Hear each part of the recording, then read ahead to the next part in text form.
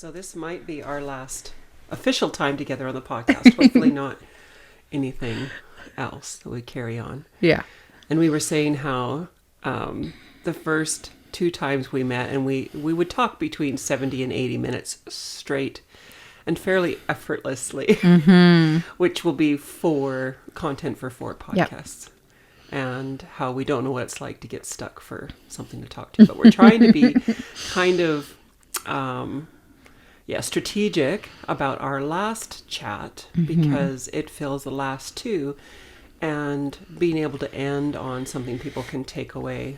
I know for myself, like kind of wrap things up, summarize, wrap things up, and end with, okay, where do we go from here? Yeah. We have that. So I know it was a couple of weeks ago, but we started with a lot of your story as a counselee and trying to access mental health. And it was 2 or 3 times.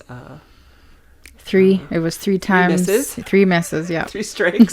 Yeah. Yeah. And then in the relationship with a woman that did really work for you. And what were some of the important things to understand for me as a psychologist, a non-Indigenous psychologist, and what some of those factors were. Yeah. Yeah. So thanks for sharing. Yeah, absolutely. Yeah. And then because you brought items in the first one, the second one, we're like, let's keep doing it. And I figured, let's just keep doing it. Yeah. So I brought you some stuff today. Okay, well, again. Let's do that. Okay. Well, you had asked me to bring Inuk Barbie, so I did. Okay. I actually had this Barbie when I was a little girl. Yeah. Camera? I mean, that's Inuk Barbie. So what year would that have been produced? This was probably early 90s or so that this Barbie came out. They did a bunch of cultural Barbies, which was actually really cool. So this one was won by Orion it was actually Indigenous Peoples Day, and they had invited all the kids to put their names in, and they could draw and win a prize. However, we'd been there all day long. We had gone to this Indigenous Day event, and we were there 6 hours later, just still enjoying the music, the food. My uncle was playing, and everybody had sort of filtered out, and so they just said, okay, well, he can just choose a prize. He got to choose this big table, and he knew the story about Inuk Barbie, so he chose Inuk Barbie. And you could see that I put some face tattoos. So now she's more culturally appropriate than she was initially. Yes, she is. So I know. I love that. Can I hold it? Yeah, absolutely. Okay, so it's so funny. I have very little history with Barbies, but what I remember about Barbies from my childhood is you see how their legs only move this way? Yeah. And my obsession was horses. Yeah. And so I broke many a Barbie pelvis spreading the legs and putting them on pretend horses. Yeah. And then when that didn't work, I was like, I was done with that. Yeah. Yeah. Really neat. Thanks so it's cute. It's cute that she's got, her little covering. And I actually brought a book that my uncle wrote. This is, the book is called Skid Row Eskimo, but they've changed this for whatever reasons. You can see the title is actually on the inside. Yeah. So that's actually the title of the book, but I believe that this was edited. The book was edited. So this one says The 3 Lives of Thrasher on it. Okay. And I reread it. So this would be the 3rd time that I read it. And this 3rd time around that I read it was actually... It was a lot. It was great. It was really funny sometimes, but then it gets very serious. And it was a bit harder to read this time. But so I just want to say that my uncle wrote this. His name was Tony Epichark Thrasher. He wrote this from prison. Okay. He was incarcerated, and he wrote this whole book on scrap pieces of paper that one of the guards would give him. Yeah. So it's little scrap pieces. Yeah. Isn't that incredible? He put a book together from a penitentiary out east somewhere. And then he was actually moved to BC. He's got an incredible story. So I don't know. I just wanted to show you that. And I don't want to spend a ton of time talking about this. I do want to spend just a few minutes about how cultural items relate to our governance systems. Yes. You've heard me talk about that before. It can be difficult to understand. But like, I thought about bringing this hide. I have this hide, but then I was like, Devaney has seen lots of hides, I'm sure. Yeah. So I thought about bringing this hide, but instead I decided to bring the one item that I have that belonged to my grandmother. And this is her gigutik. So gigutik is scissors. However, I have heard Inuit call their teeth gigutik, because before scissors, we would have just been cutting with your teeth. Yeah. So I'm just wrapping up history in my school, and I said something really interesting to my husband the other day. I said, you think about all these fur traders, or these men. Historically, it was predominantly men doing the hunting. It was not rigid, though. It was not a rigid gender thing, but it was more predominantly men. Women were good at sewing and taking care of the community, and they would tan the hides. They would do all this work. So all of these relationships tie in to each other, these to create these powerful communities. So I said to him the other day, I said, you think about even my grandfather, this whaler, this incredible figure. You think about him on the ocean and taking these whales with his crew, but all of those men would have been nothing if they didn't have the clothing that the women had made for them. They would be nothing. Right. Yeah. So that is vital to the relationship and kinship communities, about how everybody's role was so important. Which you're going to talk about more. Yeah. So men had a responsibility to take care of elders, women, and children. Everybody had a responsibility to protect children. Yeah. It's just a beautiful relationship. And this is the last thing that I have of my grandmother. And she continued to sew even after she went blind. Okay. She would just label she would get my mom or someone else to label her sewing kit because she would sew and she'd use colors. So she would just have it labeled, and she would just go like this. Okay. And then she would know she had the red material or whichever. Yeah, neat. She was an amazing woman. Yeah. So. Thank you. Yes. For sharing. Now where my mind went, I thought the actual doily was thing, and I'm like, how is Jolene gonna tie this in? How are we gonna do this? Because I have no idea. Right, I grabbed that. Just it actually is my husband's mom who made it, so it's actually seems family. A bit fitting. But I was the first thing I grabbed just to wrap it. Yeah, really good. Our second chunk of podcasts, which would be like 3 and 4. We talked about culture as treatment, and you brought artifacts that way. And I thought it was interesting for me to hear culture as treatment, because I think in psychology we're coming from westernized training, westernized approach. And if we have a class on cultural sensitivity, we think we got her made. There's this idea that as long as we can be culturally sensitive, and by being... I just speak for myself, but like this empty vessel and not and presume to know nothing about the culture, and to just be non-offensive and neutral.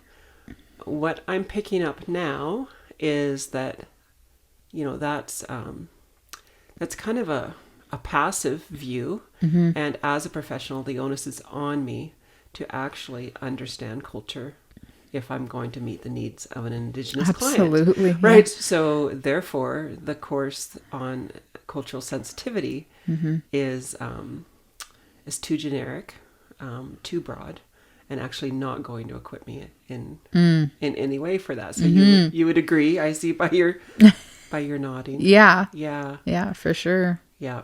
And culture as treatment. So you talked about that as what it meant to you, and then the conversation about your tattoos and all of that came out in your own story. Yes. Yeah. And just to kind of revisit that, that was a part of our identity.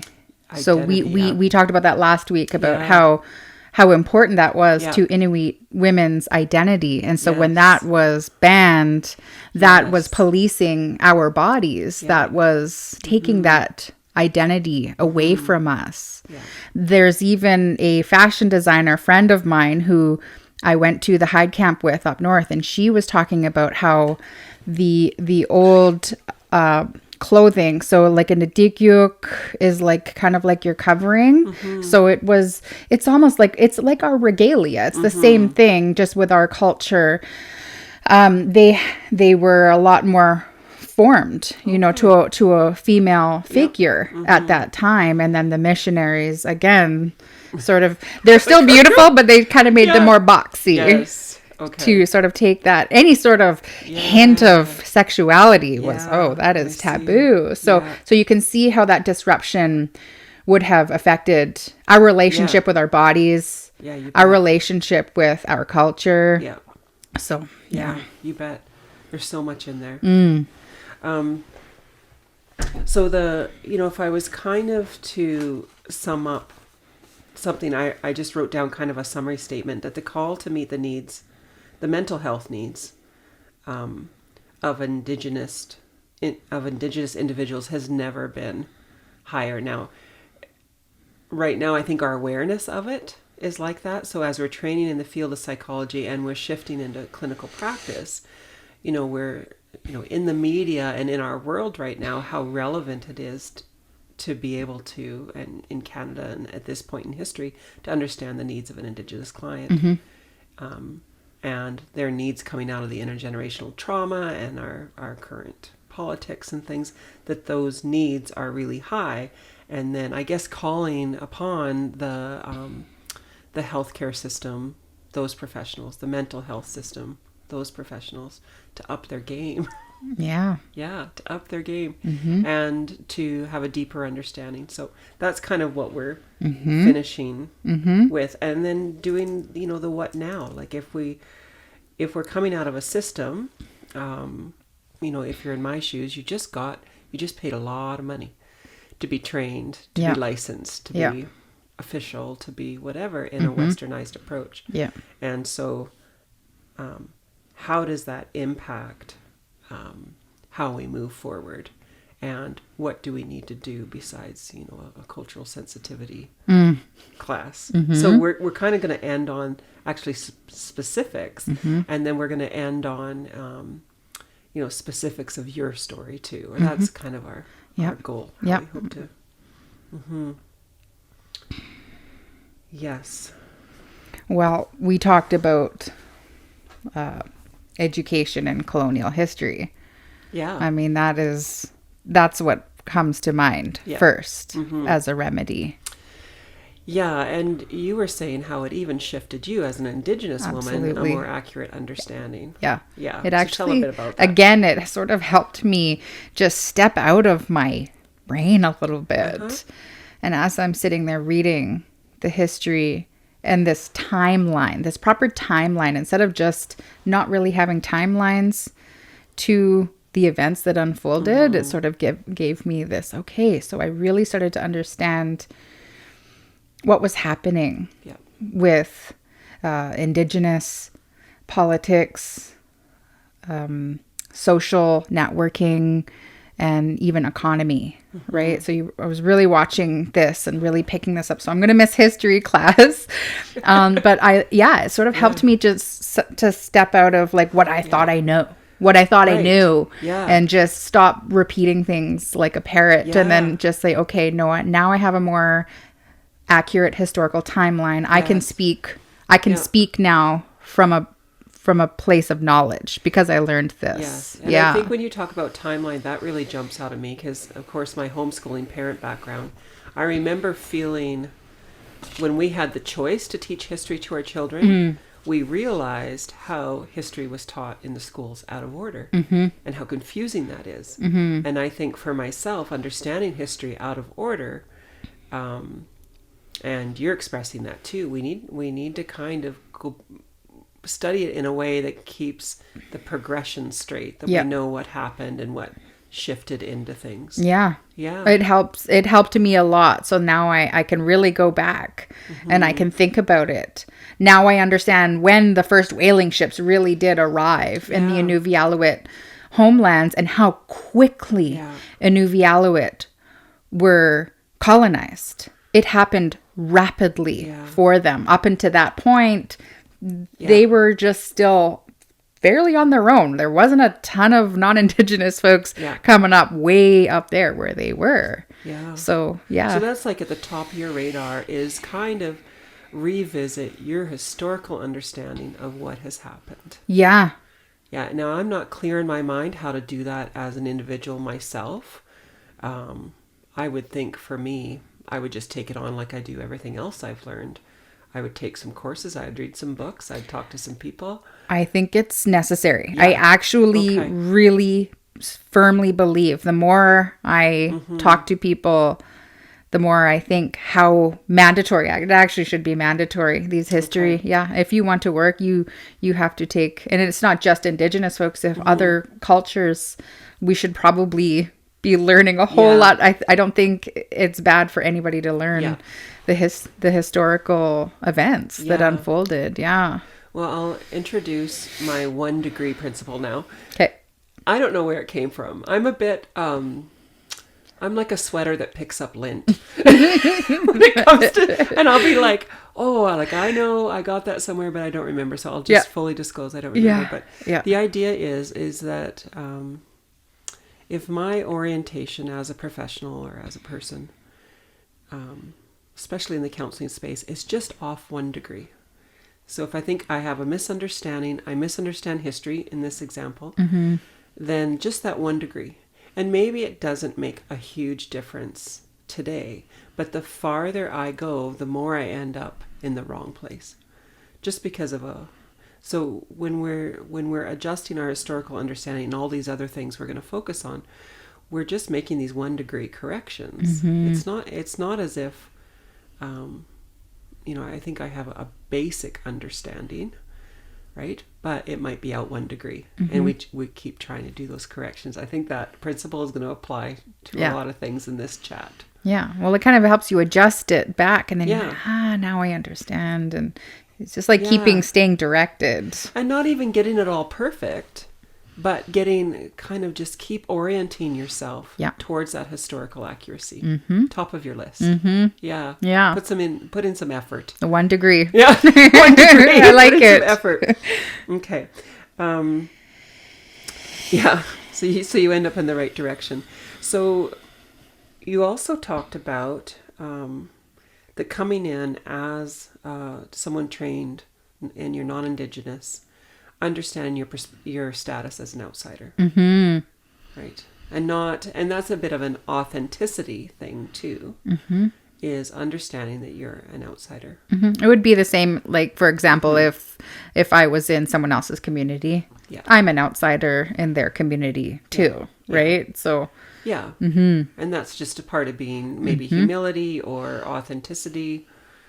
You think it would be standard, and knowing that it's not your like obligation, or sorry, it is your obligation to understand that, but it's not you're not immediately just accepted. I'm here to help you.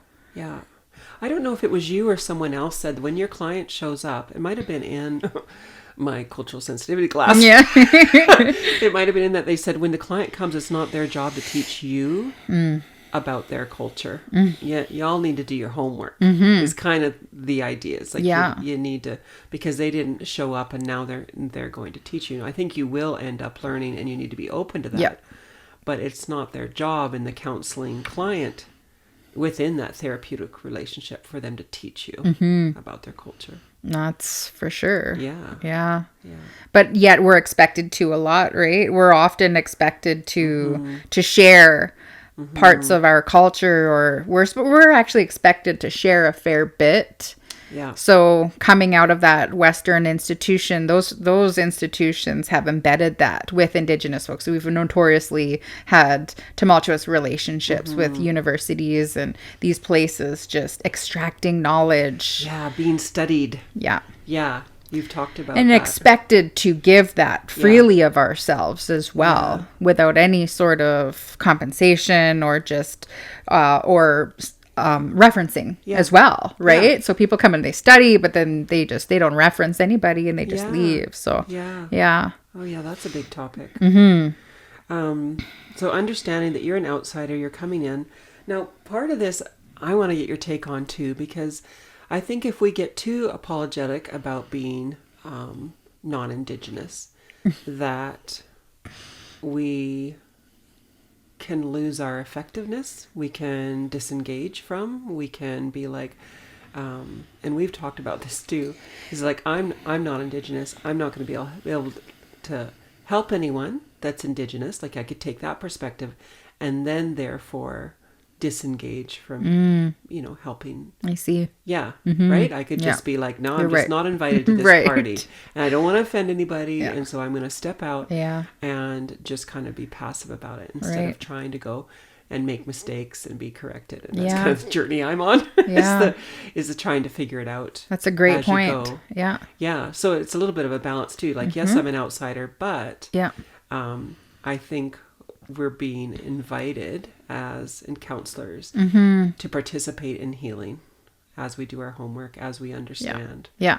And I agree. And you've had that journey too. Well, I've learned a lot here too, Devaney. I'm also meeting you a year later after our initial talk, and then now being influenced by these other Indigenous women that we get to listen to as guest speakers, and now I've had to reassess what I think too. So here we are, and that's great. I'm happy that you highlighted that because I agree with you. Yeah, you don't give up. Yes, go in. It's okay to make mistakes. Try to help. Yeah, absolutely. Yeah, and put in effort. So understanding your status as an outsider and that I'm not the expert on your culture.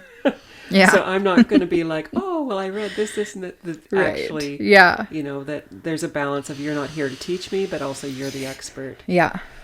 Wouldn't that be refreshing of just kind of like having that be like, that's your... Well, I think that comes back down to that being authentic. It's okay to not know everything. Right? Yeah. And kinship relationships. Yes. I can't say that word enough. Kinship ties. Talk about that. And you have a word, and it comes from the Cree, and it just... You just brought it up when we were just getting acquainted before we started recording. And that had a response to me, which I will explain too. Like, that's been a big part of my marriage, shall we say. Yeah. I recently spoke to an Indigenous counselor, and she's also an instructor. I will have to share with you which university she's at this very moment. Yes, we could do. So she was the one who introduced me to the word. I hope that I'm pronouncing it properly. It's a Cree word. It is Kiogewin, and it means visiting.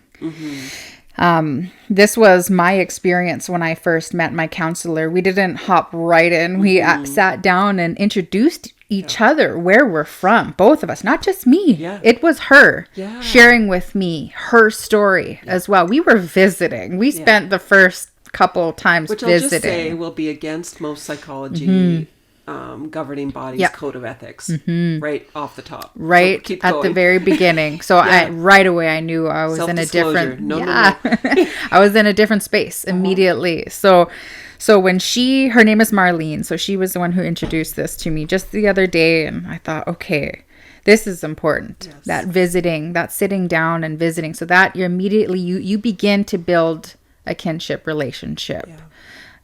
It's different than just this sterile counseling environment. You're giving of yourself, your story as well. So Kiogewin, beautiful word. So why it almost like triggers me. So being married now for do the math, 26 years, something like that. And my husband is Métis, but he's Cree and Sioux, I believe, are his. But his family spoke Cree. So when you say this, I was mystified by the role of visiting early on. I never got it. And I would say to him on trips after visiting his family, y'all just sit around a lot. Y'all sit around a lot, and you just visit a lot, and you do that. And that is a core to his family. And then when he would come out here in my largely Protestant white family who still to this day we don't visit. We'll talk business, we'll talk this, we'll talk that, but we don't actually sit around. And so when you said that, I'm like, okay, not only is this a problem in our family system that we struggle with to this day, Yeah. would it ever be a mismatch between in the therapeutic relationship where you said the 50 minutes, okay, so you got 50 minutes, you're going to go in hot, right? You're not going to schedule, 20 minutes in between sessions is another way of that mismatch showing up and the visiting and then the self-disclosure that me sharing my story as a counselor and that relationship building happens before the work happens. And you were saying, of stories of non-Indigenous counselors not getting return clients or not having the client return again because they're missing something that they haven't been trained to know they're missing. It's like that Kyogi is the groundwork for what's to follow. Relationship first. That visiting is important. A lot of important decisions are made while you're visiting. Yeah. So his family knew what they're doing. They know what they're doing. Yeah. They're doing historically what their peoples did. Do. Yeah. Yeah. And they're not like hyper talking when they're visiting either. No. This is also difficult for them. They are not talking about, the things I've always joked, but it's so true. Like they're around and then they all get up and do something. I'm like, how'd y'all know y'all were going to go do that thing? But they kind of have this like unspoken. It was a mystery to me for a long time. That's beautiful. Yes. And then they would use a lot of words from their language as jokes, and they would call each other Tagai, and they would call each other all these things. That's awesome. I'm happy that you know that word. I was just not privy to a lot of those things. Yeah. And the amount they'd love to laugh. And you've said this with the women, and so I can picture my mother-in-law with her sisters, and they just get going and laugh over nothing. And the use of the words in their language to joke. We do the same thing, and it's medicine. We'll see something, even if we're just driving by or something. My mom will look, and then she'll just look at me and go, and then we burst out laughing because we all know what she's thinking. And it's just like a tone and a look, and there's something so and it's medicine. It really is. It is, and that's a big part of that visiting is finding something to laugh about. Now, I've had a lot. My in-laws are fantastic, lovely people. Like I just because they're so full of grace and they're so the visiting. But one of my kind of bonding times with them was having them laugh over me, and that was something that initially I would find a little embarrassing. But for sure, on the language front, quick story. At dinner with everybody, and I'm with my mother-in-law, and we learned some Cree words, or I picked up some Cree words. Now the one word was bone marrow, and I'm trying to think what the word was in Cree, but there's a very similar word for vagina in French or something. I don't know where I picked that word up, so I asked my mother-in-law. We were eating, and she was like sucking the bone marrow out of something, and so I went to use my cultural, my words that I had learned. Instead of asking her how her bone marrow was, I asked her how her vagina was. Oh my. And there was like this big silence at the table.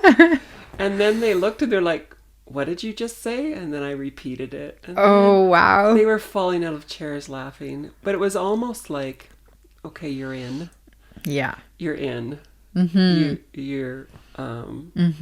tried, you bombed. Yeah. And now we're going to laugh at you, and you're in, and we repeat that story all the time. That's awesome. Yeah. It's funny. I learned that too last year when I was doing Indigenous land stewardship, and also my own experience being on the land. I grew up predominantly not around Inuvialuit So yes, that is one of the ways, is being teased. And it's, it's all, right. it's in many different cultures about teasing. And I was feeling kind of unsure. I wasn't sure about this. I thought, what am I'm on the outside. Teased. But it's also it's a show of being accepted. And I, as you're saying that, I think of one of my husband's ways that he builds rapport so quickly with people. And the young girls on the ranch is he teases them. He gives them nicknames. He puts them in headlocks. Like even last night, he had our bonus daughter Cameron in the kitchen pinned to the floor, making her laugh or teasing her. And this hands-on uncling, I don't know, like uncling should be a verb. Of just the teasing and the laughter, and this is that kinship visiting that you're talking about. It's beautiful. It is. Would make a sense out of a lot of my family stuff. So that's that return of community and understanding when you go into a community. So this woman, she had that, so it was her community. She had that kinship tie, although her supervisor did not. But she helped him, and he realized very quickly he wasn't getting return clients. But she was, because she wasn't doing that 50-minute Freudian model. So she would, do the visiting, Kyogiwin, and sit there, and it could be a while, when the elders start talking. So that messes with my schedule, Jolene. I know. I'm very schedule-y, and like if you can picture what that's done in our marriage, like I'm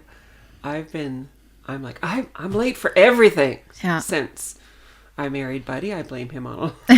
And yet he's so like relational.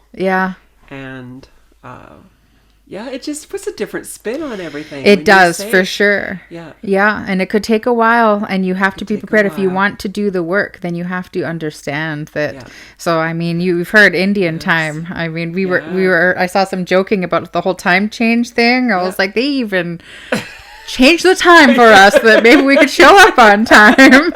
Cute. It was really cute. Yeah, neat.